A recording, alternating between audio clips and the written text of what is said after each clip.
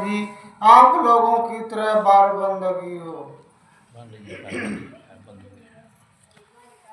राम नाम बिनु मिथ्या जन्म गवाए हो। से मर से ईसुआ ज्यों जाने उन पर पछताई हो।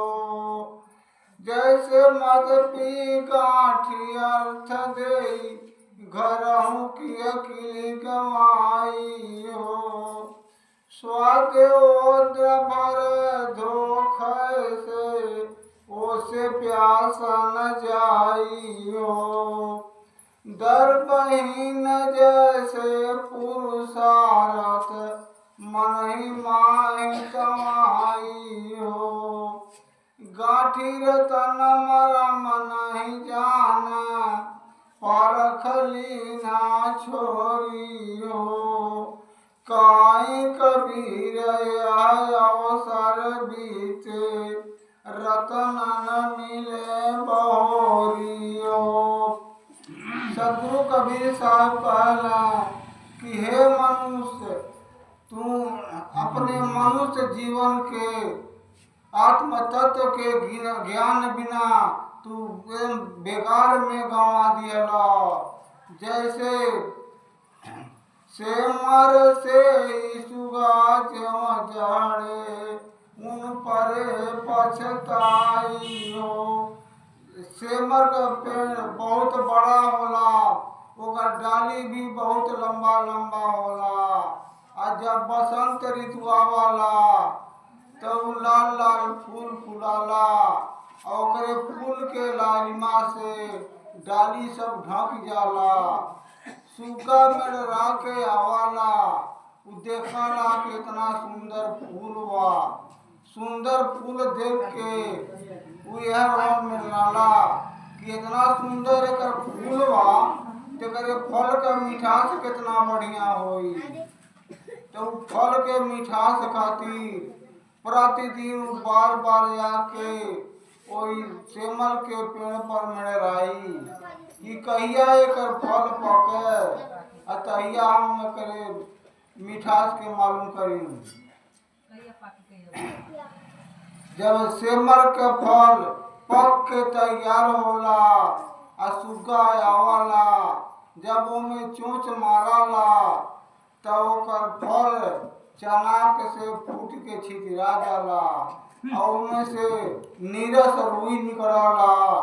जब नीरस रुई सुग्गा के चोंच में अझुराला तब पश्चाताप करत वहां से उड़ जाला। जैसे मद पी गांठी अर्थ दे घरहूँ की अकिली गवाई हो।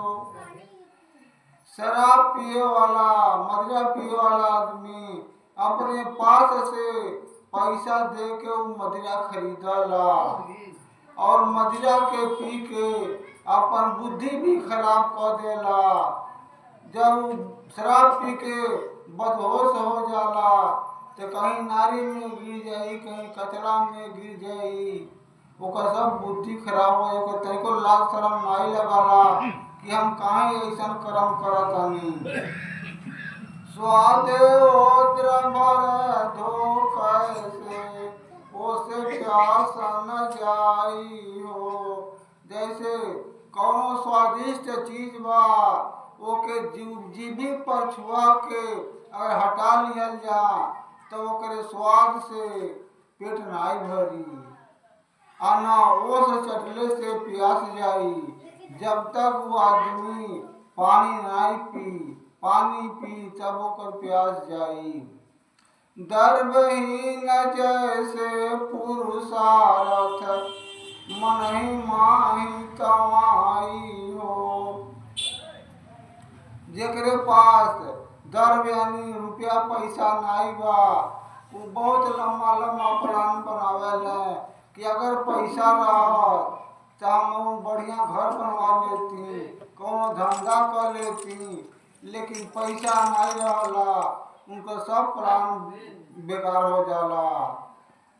तो सदगुरु अभिलाष साहब कहना कि हमारे समय का बात यह है कि जब पाकिस्तान का बंटवारा भई तो वहाँ बहुत से पंजाबी लोग मार गए हैं और कुछ पंजाबी अपने बाल बच्चन के लेके भाग गए हैं। तो एक पंजाबी भाग के लखनऊ में अइले। लखनऊ में कुछ दिन रहना ओकरे बाद वहाँ से गोंडा में अइले। गोंडा से फिर वहाँ से चल के नेपाल में चल गई हैं। तो वहाँ बाजार लगल रहता छोटा के पहाड़ी में। तो बाजारे में घूम के देखलें कि यहाँ कौन सामान बिकाता। तो वहाँ के आदमी जैसे कुछ धनी आदमी रहने तो जाके वहाँ से रोए गिरियाए लगल कि हमके पाकिस्तान वाले खदेड़ दिले माने आ कुछ हमके पैसा अगर मिल जाए तो हम अपन रोजी रोजगार करके अपन जीवन बिता लेती। तो कुछ लोग धनिक लोग के 500 के 1000 रुपया दियल। जब 2-4 हजार रुपया इकट्ठा हो गई तो सरदार वहाँ से फिर लखनऊ अइले। लखनऊ से सामान खरीद के ले जाके नेपाल में बेचे लगलें।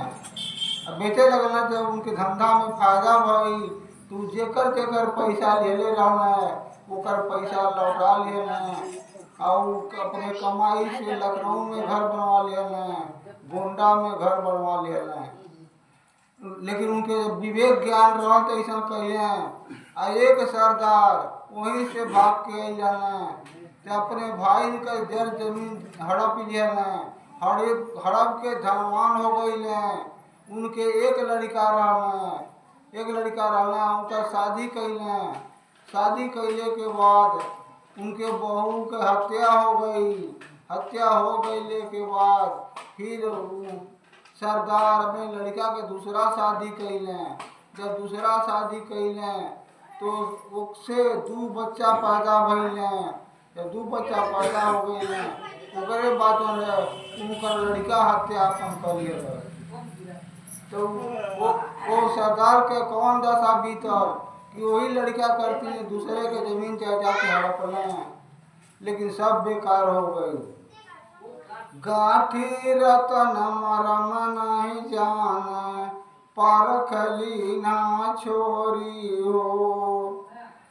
सदगुरु कबीर साहब कहलें कि आत्मा रूपी परमात्मा तो हृदय में बाने लेकिन केहू एकर परख नहीं करता।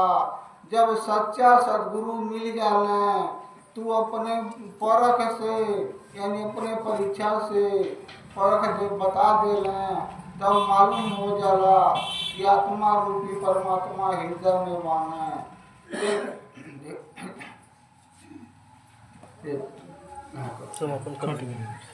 जे भगवान कहीं कबीर अवसर बीते रतन न मिले बहोरी हो।